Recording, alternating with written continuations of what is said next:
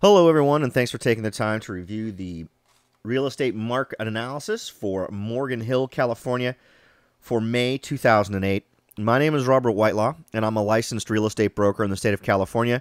I'm also a member of the National Association of Realtors and a certified ePro. Now, if we look at supply and demand numbers, now the first thing we're going to take a look at here clearly is inventory. Now, what's interesting is that all of the various areas in Santa Clara County seem to be showing the signs of the down market in a slightly different way. Now, before, when this down market first started to get a hold of us, what we saw was a dramatic increase in inventory. And it's really been defined by that, down sales, a reduction in sales, and an increase in inventory. And that's really what has defined the down market for us.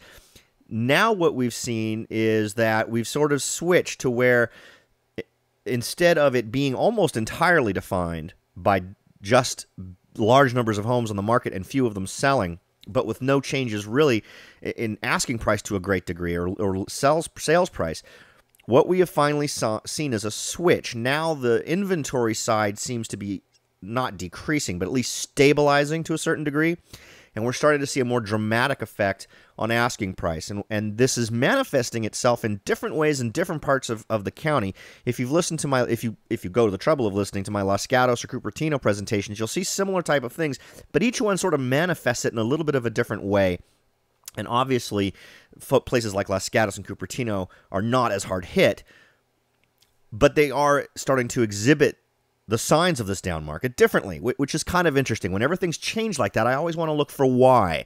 What's the insight there that can give us a little bit more information to give us good insights into why it's doing what it's doing so that we can react accordingly. So let's start off with the inventory numbers. Now, as you can see, from 2005 to 2008, a relatively steady amount of increase. Now, in past months, what we have seen is that our most recent month was a dramatic increase from the year previous. So this is the month of May, going all the way back to 1999.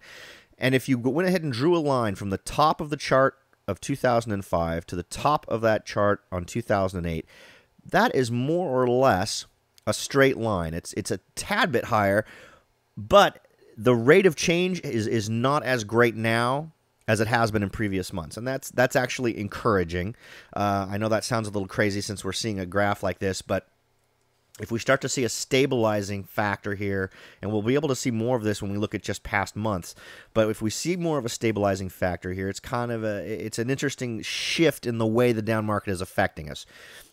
And we'll see how that's being affected here in a moment as well. Now, overall, the inventory is up 24.6% from the same time last year. So from May 2007 to May of 2008, nearly a 25% increase in the total number of homes. Now, the homes totally on the market in total in May of 2008 was 334. Now, if we take a look at the homes that were listed during the month. Now, these are just the homes where the sellers put their home on the market in that month. Encouraging to see that we've got a decline in the number of folks that are listing their homes. We saw a decrease. We saw an increase between 2005 and 2006, as a lot of people, I think, were expecting what was coming and were wanting to liquidate their properties before the market got any worse. Because as you can see in 2006, we really saw a big jump in inventory when compared to 2004 and 2005. Now, as we've gotten further into this market, folks have sort of, in a lot of ways, it looks like, realized that this isn't the best time to put their homes on the market. So I think that's also helped to contribute to the decrease in the rate of increase of the number of homes that have gone into the inventory. And right now, if we look at this, we can see that it's actually down 10%. The number of new listings was down 10% from May of 2007 to May of 2008. That's a good thing. For a total number of homes listed in May of 2008 of 99. Now, if we look at the sales numbers next, this is really the most disappointing number on this particular chart. The sales are down dramatically from last year. In fact, from May of 2007 to May of 2008, we've had a total drop of 52.5% in the total number of homes sold. So that's obviously not helping to bring down the inventory. That was a total homes sold of only 19 in Morgan Hill. So we've got to get more folks out there buying these homes to get this inventory down, to really get this more under control. Now, if we do the math here, sort of process these numbers a little bit, we can see that for every home that's selling, there are about 17 and a half homes on the market. Another way of thinking of that is if the amount of inventory we had right now just froze and the number of homes we were selling per month just froze, it would take us 17 and a half months to sell off everything that's currently on the market. Now, what's shocking about this is, and remember, this is totally independent of seasonal influences, right? This is the same month going back years. We would normally expect this to be, if we're going to define any months as particularly robust or months that tend to perform better, this is it. So we're there. We are in the months that we expect more from the market. So to see that we're performing so much worse from the same time period last year is not an encouraging one. It may, and again, I was last month I talked about how interesting it would be to see the numbers from this month, and while it's been interesting, it's also been a little bit disappointing. While the inventory number is good, the number of homes sold number is not good at all. Now, let's go ahead and look at the supply numbers just for the past months now. This is going back to February of 2007. You know, it's really hard. You can see that the seasonal influences get reflected here. So you can see that in December we had the big drop in inventory, which is entirely number. We actually had an uncharacteristic increase in sales, but then a really big drop in sales in January. And we've been slowly recovering, which was encouraging up until April. Now, in April, we saw this just come to a grinding halt. Now, the inventory numbers are kind of interesting because they are exactly the same as they were last month. We had 334 homes on the market last month, and we have 334 homes on the market this month in May of 2008. So, very flat. Will we see this number continue to stay flat through the season and decline once we hit winter? That would be what we would expect. If we look at the same time last year, if you go back and look at April, you can see that between April, May, all the way till June, we saw continued increases in the inventory. It's interesting to see us sort of peaking out here. Now, if this is a true peak and we don't see the inventory numbers increasing, that could actually be an encouraging number because as you'll see, last year, between May and June, we did see a decrease in sales, but we've done so poorly in sales this month, we might get lucky and see some of this total inventory get hit by a little bit of an increase in sales numbers for next month. We can still hold out hope that summer may have some good news for us in relation to bringing down the number of homes on inventory and getting a little bit more sales going. That's really, to be honest, more of a hopeful thinking situation than anything else. I'm not seeing any data here that really supports, particularly when you try to interpolate what's going to happen based on what's happened last year. If we go with what's happened last year, between May and June, we would expect a drop in sales from this month to last month. But we'll see how that goes. We're down in such low numbers now that I would think we'd either see some more or less flat performance, or if there's any good news for us, it might increase a bit. Now, the number of homes that were listed actually increased between last month and this month. They increased by 33.8%. Again, seasonally, that's a fairly normal thing to have happen. You notice the same thing happened last year. We have an overall dip in the number of homes that were listed on a year-to-year basis, but still we're entering the season where historically people interpret this as the time to put their home on the market if they're going to try and sell it at all. And again, total sales, when compared to last month, down 24%, where at the same time last year, sales were actually up between April and May. So we're seeing performance that's counter to what we historically see during the time of year. That, like I said, this is normally the time of year when we expect to see, if we're going to get a season at all, we tend to get it now, and we're not really getting it.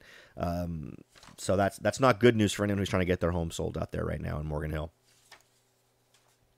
Now, as for home prices, this is really a dramatic chart for sort of laying out what I was talking about before, where we're finally seeing the other side of the down market coin. Now, the side we've been facing all this time has been low sales, which we're continuing to see, and high inventory, but to the point where inventory was increasing so dramatically that it was that it was way out of even the normal curve of the increase that we were seeing from previous years. Now, as I've mentioned before, that's changed. The amount of increase in inventory has sort of settled a little bit. It sort of has fallen in with a normal curve with the data from previous years. But look at the dramatic decrease in home prices between 2007 and 2008. Now, the average home price is down 27% from the same time last year. So in May of 2007, compared to May of 2008, the average price of a home is down 27%. Double, it's amazing to realize how much of a change that is. Now, the average home price was $712,966. That is a total loss of $263,534 on average for the homes in Morgan Hill.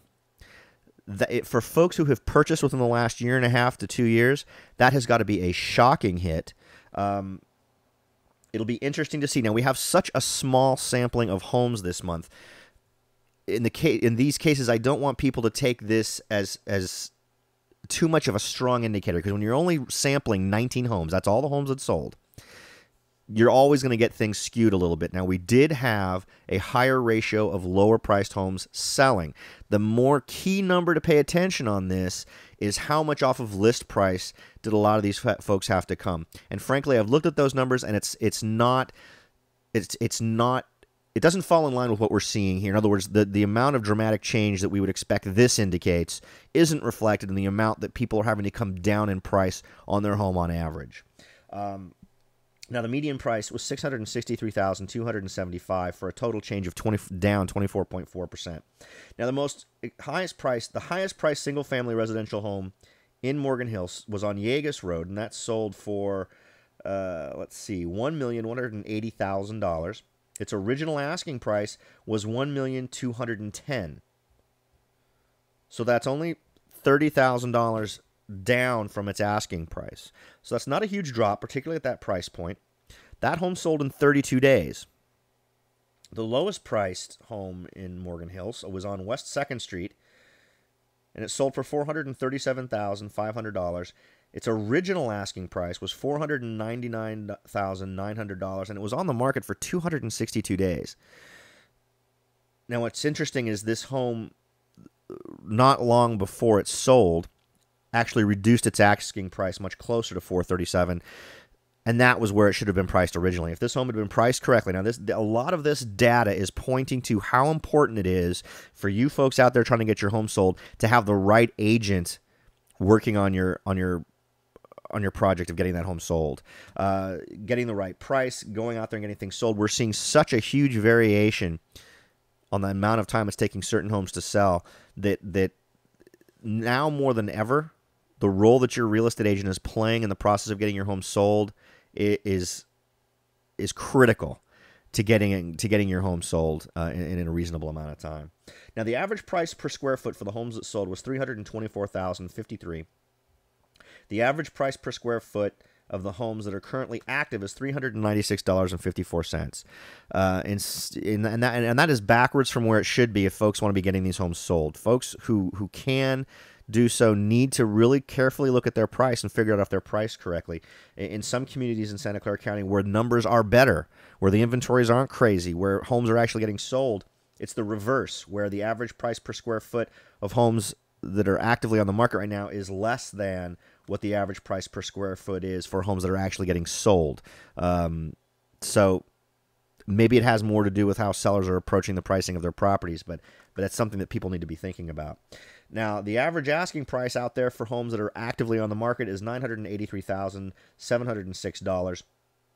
So, but there are some extremely high-priced homes out there on the market, but the sample is large enough that I'd like to see those two numbers a little closer. Again, I think this illustrates the fact that this month we just had an unusually high number of low-priced homes that sold. So while I do think that in net terms we have seen a decrease in the average home prices, I don't think that the numbers we're seeing on this particular graph paint an entirely accurate picture when you take into account how much people are taking under their asking price. People, in other words, if you bought your home for $100,000, you are not suddenly looking at having to, or for $1 million, you're not looking at suddenly have to accept $700,000 for your home. But you will have to accept quite a bit less than what you paid. And these long-term numbers that we look at in the coming months will obviously calibrate us a little better and give us a better idea of what prices are doing. Now, if we look at home prices just over the past months, we can see that we're actually up a little bit. And again, this reflects the fact that a lot of lower-priced homes are getting sold faster. Homes at the extreme, and again, this statistic has stayed the same throughout. The extremely low-end priced homes aren't actually moving as well. It's really the ones in a sort of a sweet spot between $550,000 and about $700,000 that properties seem to be getting the most attention. It used to be for a while that we were seeing homes selling at all the various price ranges almost equally, but that has now weighted itself a little bit more towards the mid-priced homes. Now, again, if we just take a look at this to try to get an idea of where we might be going in the future months, between April and May of last year, we saw the average price increase. We see a similar increase this year. Last year, obviously, we saw a much bigger increase. We're not seeing that big increase this year, but this sort of reflects the season that we're in. Now, we're not getting much of a bump right now from April to May, but we're getting something. And that's what we would expect, because this is the time of year when these things are supposed to happen. But it's obviously much more subdued than it was last year. And if you'll remember, last year's was extremely subdued when compared to 2006. So the cycle is just continuing. Now, the price change from April to May of 2008 was an increase of 6.6%. The median price went up 1.3%. And again, the total homes sold in Morgan Hill in May of 2008 was 19. Now, let's go ahead and take a look at the total days to sell. Now, this is how long it's taking a home to get sold in the month of May, going all the way back to 1999. You can see that in 1999 it was 58, then 25. 2001 it was 43. Now, the total days to sell has increased by 26 days between 2007 and 2008. That's a percentage increase of 40%. Now, again, this is an interesting number because we've got a pretty big cluster. We've got a whole lot of homes that have been on the market a really long time, and then we've got a few homes that are selling relatively quickly. This is another one of those numbers that seems to really be dependent on how well your real estate agent is doing their work. Again, I mentioned before that one of the homes that was the lowest price had taken 260 plus days to get sold. There were other ones on there. The longest days on the market for any of those homes was 311 days. There were quite a few homes huddled up at that high number over, say, 190 days. So the data gets pushed a little bit more towards the higher number because you've got some homes that have just been on that market forever. And I'm not sure what the dynamic is there. There may be folks out there who are just thinking, here's my price and I'm staying with it, and that's all there is to it. And then they just end up collecting days, which ends up throwing off the overall numbers. But the average days on market for the actives, for all the homes that are currently active, is 127. So about 35, 40 more than what the homes are that have sold. So there's obviously a lot of homes out there that have been on the market for a long time. They need to be reevaluated by their sellers and their listing agents to get these things put together more intelligently so that they're going to get sold. Now let's go ahead and take a look at the days to sell over the previous months. And this goes back to February of 2007. And again, some past months showed the same sort of phenomenon that I've talked about before. For instance, back in March, we talked about how there were several homes that were just unbelievably delayed in getting sold, that had been on the market forever, for 400 and plus days. And because there were so few sales in March, it skewed the numbers. While I would argue that this 91-day number is skewed, it's not skewed enough, I think, to completely discount it. Again, What's going to affect this 91-day number? It's going to affect you. It's going to be affected by you, your agent, and your attitude, because there are definitely homes selling out there in under 2, 3, 4 weeks. It really seems to come down to how well is it marketed, how well is it priced, how aggressively is it being put out there in front of the buying public, how good is it at getting the attention of buyers. That's really what it's coming down to. Just saying that all the homes are taking at least 3 or 4 weeks to sell isn't accurate. I can show you plenty of homes that sold this last month in 3 days, and 5 days, and 7 days, and 11 days. There are too many examples of these homes getting sold well for it to strictly be a factor of just the supply and demand or any of these other things. It clearly, there's a lot of influence going on here on who's marketing the home. Now, on the days to sell, between April and May, we saw a 28.3% decrease, actually, in how long it's taking homes to get sold. Again, we would statistically expect a decrease in the amount of days on market in this time of year, since this is, the market. And also, because the market sort of began in March, April, you'd actually also expect to see those numbers artificially pop up in those months, simply because when the market does start to arrive, some of the homes that have been on the market a lot longer tend to fall into the mix of homes that are selling and can increase that number. Okay, now I appreciate you taking the time to listen to what I have to say on these subjects. If you'd like to watch any of my other video presentations, listen to any of my podcasts, read any of my other articles, please feel free to visit my website at www.soldbyrobert.com.